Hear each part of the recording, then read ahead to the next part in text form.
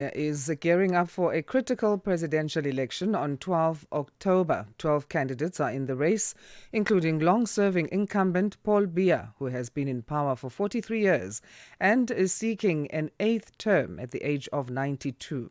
Opposition figures are trying to unite behind a single candidate, while younger candidates like Cabral Libii are energizing voters with calls for change.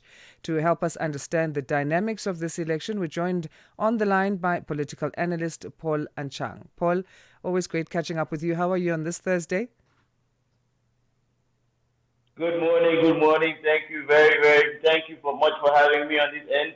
Welcome to you guys all the way from Yaoundé, Cameroon. It's an exciting moment in Cameroon. We are on the campaign trail and we are seeing the effervescence of the campaign trail. So happy to share that with you guys on the other side. All right, so there's excitement then. That's how you describe the mood in Cameroon right now. Yes, there's excitement, of course. There's excitement because you have to understand that with the presidential election in any country, it's a very pivotal election. Whoever comes to the helm of the state or the helm of the nation will be able to decide a lot of things for the nation, especially the future of the nation. In Cameroon, in particular, we have about 60 to 70% of the nation that is comprised of youth. And so these youth have many issues and many concerns, such as unemployment, their future, or maybe the system as well as what they see. Also, there are also systemic problems such as insecurity, maybe the economic development. But most of the problems that we've seen in Cameroon that the people are asking for solutions for are mostly interior problems and public policies, maybe the fight against corruption, the fight against insecurity. And so we'll see the 12 political candidates who have been invented by 12 different political parties to see what they're proposing to the population as well. So as we're seeing the crescendo of the elections move up, we're also seeing the crescendo of the candidates and they're vehicling their messages and attacking each other as well. And seeing whether they could, as you rightly said, can they be a consensus? Can they be a consensual candidate? Or we'll see all 12 candidates fighting for each other?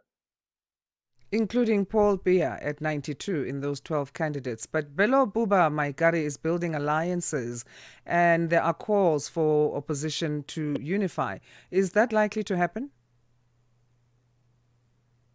Well, there's going to be a collective union of some opposition parties that are going to unite against with a consensual candidate. Mind you, in terms of the opposition, there are opposition parties who were not retained as definitive candidates on the presidential election. So behind the scenes, also they're also the electoral factions and the electoral militants and sympathizers that are garnering them to be able to see if or not they will be able to get a consensual candidate. But just like you rightly said, Belububa Maigari is regarded on the political scene in Cameroon as someone who has a lot of experience. He was President Paul Biya's collaborator for more than 30 years. He was the vice prime minister as well. So we've seen him rally some opposition key figures such as Akere Muna, who is known on the international as a civil society, but also a political activist as well. We've seen him rally a younger candidate in the name of Clarkson, who is new to the political scene, but also very well in terms of civil society, well known. We are also seeing some classical other political parties seeking to be able to give their allegiance to Belbuba Maigari. So the effervescence of the election is actually rising up. Now the key issue in the election really is how many political parties can cover the national territory. Because mind you, in Cameroon, the elections is one round. So the ability of a political party through its budget, through its militants and sympathizers to be able to cover the national territory because in the voting booths on the voting day in Cameroon, each political party needs to have at least two persons in the voting booth as well as observers. So it's very critical at this stage. The political parties that can be able to cover the national territory are those political parties that can be able to actually see whether or not they can compete effectively during this presidential election. And so we can count the incumbent President Paul Biya, we can see Belkuba Magari. We also see another collaborator of the President of the Republic, a former collaborator, that's the right word to say, Issa Chiroma Bakari. Now, it's important to realize Belkuba Magari and Issa Chiroma Bakari, they come from the same region. So in the northern region of Cameroon, there's been sort of a rupture, and so there's a stiff competition in saying which political party will be able to effectively candidate can emerge as the winner because in the northern part of Cameroon, that electorate counts for about 34% of the vote. So it's a key and very pivotal vote. And as we're seeing the campaign move, most of the political party candidates are moving towards the north to be able to see if they can be able to vie for the votes from that particular area of the country. Given that competition, then, who could be seen as the unifying leader or the unifying figure for the opposition leaders? Now, that's a very important question. Now, the popular candidate who was seen as the key opposition leader was Maurice Kamto. Unfortunately, he wasn't retained or didn't have a political party that was able to invest him in in the presidential election. So he did not give voting directions to any particular candidate. The voting directive he gave was more of Cameroonians to be able to vote for with their own conscience as to who they want to see as a candidate. That said, it left most of the other 11 opposition political candidates trying to rally to see if they can be able to get other political parties to be able to rally with them. So far, we have seen Bello Buba Maigari being able to get a collective of about three or four political opposition parties to his tangent. We have seen Isa Chiroma Bakari also, he's got a lot of momentum on the field in terms of mobilization. Because, mind you, in Cameroon political parties, what is usually key in terms of electoral strategy is usually mobilization. The more you have mobilization, the more you're able to get the momentum. Now, it's left us for us as political analysts or as the observers to be able to see, does the momentum change from those who mobilize? Are they effective voters or are they just people who are gathering to be able to listen to a candidate who they effectively vote? So that's the real challenge at this particular point in time because the incumbent, who has a CPDM political party, has already an arsenal of a political party that's very, very well implanted towards the national territory. Let's talk young people now. They make up about 62% of Cameroon's population. We've got Cabral Libii, who is drawing support from these young voters. What's important to note in terms of his strategy there and how he's managed to gather this young votes? Now, Cabral Libii is a very good orator. So just like you rightly pointed out, he was in the elections in 2018, so and he came out third.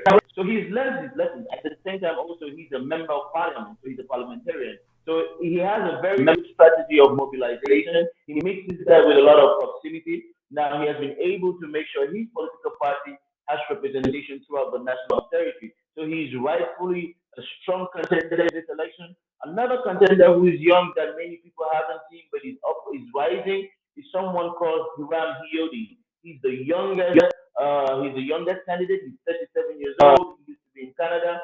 He came back home, so he has been pushing for the platform that has a lot of youth that have garnered towards this platform. Where in those that are actually managing the campaign, running the campaign, they are quite youthful. His spokesperson is only 23 years of age. So therefore, you can really understand there's a lot of momentum with him because he has a lot of momentum on social media. Now we have Cabral Libii who has a lot of momentum with social media. He has momentum with mobilization. He equally has mobilization with momentum with the diaspora. Now it's left to see if he will be able to rival in terms of the incumbent or rival equally Bello Buba Maigari because the key here is Cabral Libii has a momentum towards the national territory. But will he be able to conquer the north where you have Bello Buba Maigari, who is quite popular? You have Ula Chiroma, who is popular, and you equally have the incumbent who has a very resilient base in the north. So therefore, we are seeing a youthful momentum because equally it's important to note in Cameroon it's about 60 to 70% of the youth that make up the population. Now, how many of those were able to register with this particular election? There was an increase of about 2 million registered voters in the election. Many anticipate that most of those 2 million voters, about 80% of them are actually youth. So therefore, whoever will be able to carry that momentum to be able to either convince these youthful voters to be able to move to the agenda will likely be able to be the one to win the election on October 12th. How important will the youth vote be this time around for Cameroon? Oh, I think it's very important because there's been a lot of effort that has been done in terms of sensitization and in terms of civic and civil education for youth to be able to be responsible and to be able to understand that their vote is their power. We've seen a lot of civil society organizations and associations go mobilize towards the field prior to the election campaign to remind youth of what they should do. Also, there's a lot of the question of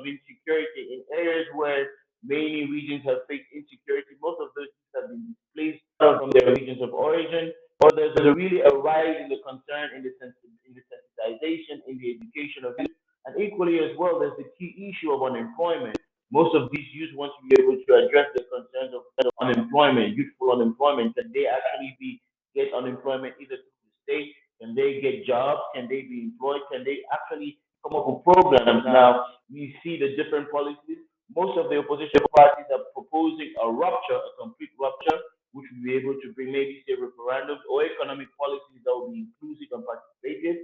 We're also seeing the incumbent party, the CPDM party, which is actually thinking that they want to be able to implement better changes and more changes.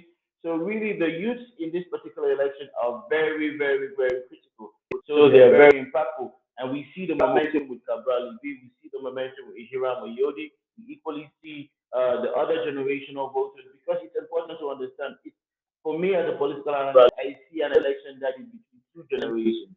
A very youthful generation, we have the Cabral Libii, Hiram Oyodi, and we have an older generation that has been also at the helm of the state for quite a number of years, more than 30 years, where you could have the incumbent as Paul Biya, you have Bill Gari, who has also been a collaborator of the head of state, the incumbent, and you have Issa Chiroma as well, because they have been seen as collaborators. It's important also to note the president, the CPDM political party, which has the president of the republic, had an alliance with the UNDP political party of Bello Maigari before they broke the alliance. They equally had an alliance with Issa Chiroma of the FSNT before the alliance was broken prior to the elections. So it will be very key to see which way the voters will sway. Mind you as well, in the northern part of Cameroon, which is about 34% of the vote, there are many youthful voters. Now, which way would they sway? There's a popularity of Cabral Libii in the north. There's a rising momentum for Irami Yodi in the north. There's a political bastion of militants and sympathizers that have been shared between Issa Chiroma, Pedro Boba, and the incumbent President Paul Biya. And so this week we are likely to see all the candidates try to merge their efforts because we are already 6 days into the campaign, the official campaign. We are likely to see in the next 5 days most of the political campaign managers focus their strategies on the north, 34% of the electoral vote, to see where they can be able to win those. Opposition candidates have warned against fraud when it comes to these elections. How much weight do these concerns hold?